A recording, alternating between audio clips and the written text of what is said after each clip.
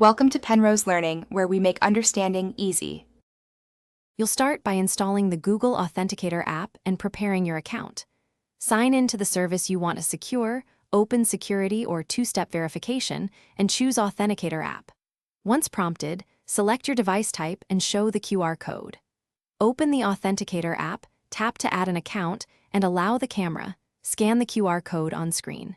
Make sure to also copy or download any provided backup codes now. They save you if you lose the phone.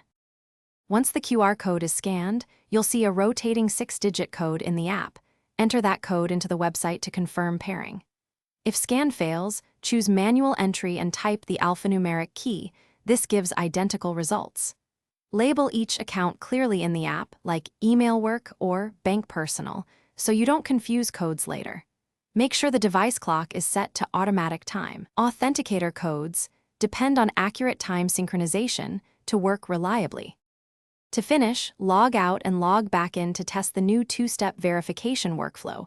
Enter the 6-digit code from the app when prompted.